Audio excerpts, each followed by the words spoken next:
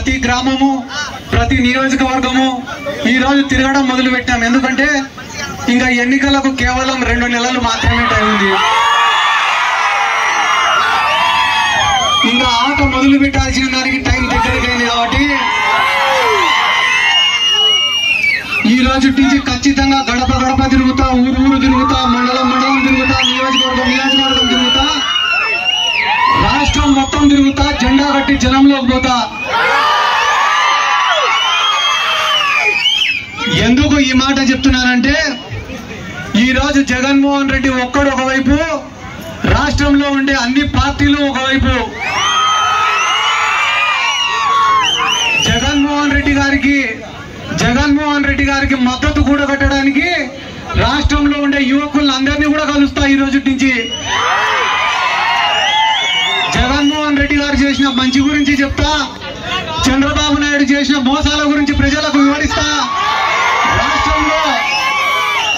రాష్ట్రంలో పెట్టుకుంటున్న అనైతిక పొత్తుల గురించి కూడా అందరికీ చెప్పుకుంటా తిరుగుతా నేను. ఎందుకంటే ఈ రాష్ట్రంలో తెలుగుదేశం పార్టీకి జగన్మోహన్ రెడ్డి అంటే పడదు, జనసేన వాళ్లకు జగన్మోహన్ రెడ్డి అంటే పడదు, బీజేపీ వాళ్లకు జగన్మోహన్ రెడ్డి అంటే పడదు, కాంగ్రెస్ వాళ్లకు జగన్మోహన్ రెడ్డి అంటే పడదు. ఎందుకు పడదు? చంద్రబాబు నాయుడుకు జగన్మోహన్ రెడ్డి గారు అంటే ఎందుకు పడదు? గత 40 సంవత్సరాలుగా చంద్రబాబు నాయుడు గారు అధికారంలో ఉన్నా లేకపోయినా ఆయన ఆస్తులను, ఆయన అక్రమ సంపాదనను, ఆయన రాజకీయాన్ని ఏదో ఒక రకంగా అధికారంలో ఎవరుంటే వాళ్ళను మేనేజ్ చేసుకుంటా అన్నిటినీ కాపాడుకుంటూ వచ్చినాడు ఇన్ని రోజులు. కానీ జగన్మోహన్ రెడ్డి గారు ముఖ్యమంత్రి అయిన తర్వాత ఆయన చేసిన స్కాములు బయటపడినాయి, ఆయన చేసిన అక్రమాలు బయటపడినాయి. చివరికి ఈ రోజు కుప్పంలోనే ఆయన ఓడిపోయే పరిస్థితి వచ్చింది. కాబట్టి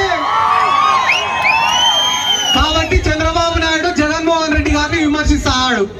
సరేలే, పవన్ కళ్యాణ్ ఎందుకు విమర్శిస్తాడు జగన్మోహన్ రెడ్డి గారిని?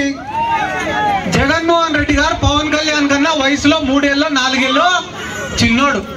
అరే నాకన్నా చిన్నోడు ఈ రోజు రాష్ట్రంలో దేశంలో ఇంత పెద్ద ఎత్తుకు ఎదిగిపోయినాడే, నేనేమో కనీసం ఎమ్మెల్యేగా కూడా గెలిచలేకపోతానని, ఎవరితోనో ఒకరితో పొత్తు పెట్టుకోకుంటే కనీసం పార్టీని కూడా నడపలేకుండానే అని చెప్పి బాధతో, కడుపు మంటతో, అసూయతో ఈ పవన్ కళ్యాణ్ అనేవాడు జగన్మోహన్ రెడ్డిని విమర్శిస్తాడు. అంతేకాకుండా 3వ పార్టీ ఏంది? కాంగ్రెస్ పార్టీ. ఈ రోజు కాంగ్రెస్ పార్టీ వాళ్ళు జగన్మోహన్ రెడ్డి గారిని ఎందుకు విమర్శిస్తారు? ఈ రాష్ట్రంలో కాంగ్రెస్ పార్టీని నామరూపాలు లేకుండా చేసింది ఎవరు? అటువంటి జగన్మోహన్ రెడ్డి గారి పైన ప్రతీకారం తీర్చుకోవడానికి గుంటనక్కల్లాగా కాపలా కాస్తాంది ఈ కాంగ్రెస్ పార్టీ. ఇంకొక పార్టీ బీజేపీ పార్టీ. ఆ పార్టీలో ఉన్న పురంధేశ్వరి గారు నారా లోకేష్ కి ఏ రకంగా బంధువు అవుతుంది, బాలకృష్ణకు ఏ రకంగా బంధువు అవుతుందో మనం ప్రత్యేకంగా చెప్పాల్సిన అవసరం లే. ఆ బీజేపీ వాళ్ళకు ఉండే బాధ ఏమరా అంటే 151 మంది ఎమ్మెల్యేలు, 22 మంది ఎంపీలు, రాజ్యసభ సభ్యులు, దేశంలోనే ఒక బలమైన నాయకుడైనాడు జగన్మోహన్ రెడ్డి. రేపుగాన జగన్మోహన్ రెడ్డి ఇట్లే ఎదిగితే ఏదో ఒక రోజు దేశ రాజకీయాల్లో కూడా చక్రం తిప్పుతాడనే భయంతో బీజేపీ వాళ్ళు కూడా జగన్మోహన్ రెడ్డిని విమర్శిస్తారు కదా.